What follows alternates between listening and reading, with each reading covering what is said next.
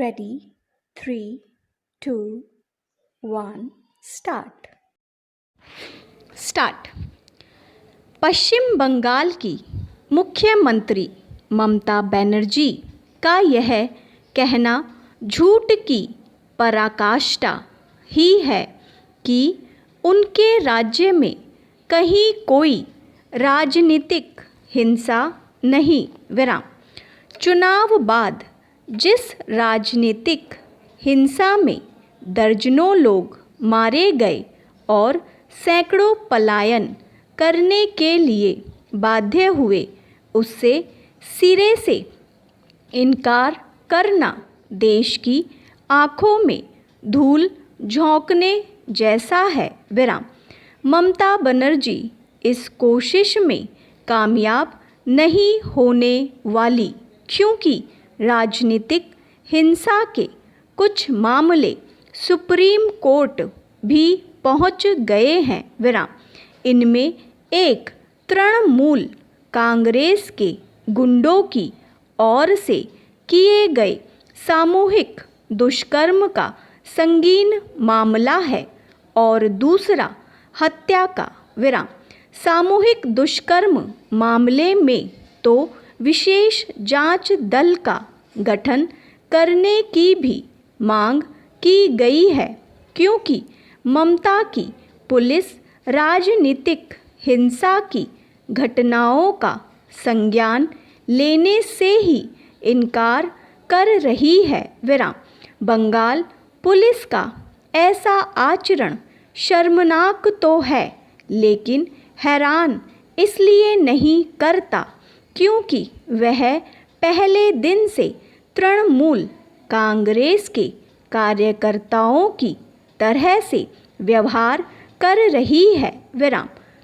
Police के ऐसे ही कदाचरण के कारण बंगाल एक अरसे से राजनीतिक हिंसा की चपेट में है। इस राज्य में चुनाव के दौरान और उनके बाद तो राजनीतिक हिंसा देखने को मिली ही। चुनावों के पहले भी राजनीतिक हिंसा की तमाम घटनाएं सामने आई, जिनमें कई लोग मारे भी गए। वास्तव में तृणमूल कांग्रेस ने वही राजनीतिक संस्कृति अपना ली है जो एक समय बाद दलों ने अपना रखी थी। अच्छा होगा कि ममता बनर्जी यह स्मरण करे कि वाम दलों का क्या हर्ष हुआ इस बार के विधानसभा चुनाव में उन्हें एक भी सीट नहीं मिली। यह लज्जाजनक है कि तीसरी बार सत्ता में आई ममता बनर्जी राजधर्म की खुली अनदेखी करने के साथ पूरी तरह निरंकुश दिख रही है। इनके इसी रवैये से भाजपा को यह कहने में आसानी हो रही है कि चुनाव बाद की भीषण राजनीतिक हिंसा उनके शय से ही हो रही है। ममता बनर्जी कुछ भी दावा करे, वह यह नहीं भूल सकती कि कुछ समय पहले खुद उन्होंने राजनीतिक हिंसा में मारे गए लोगों के स्वजनों के लिए मुआवजे की घोषणा की थी।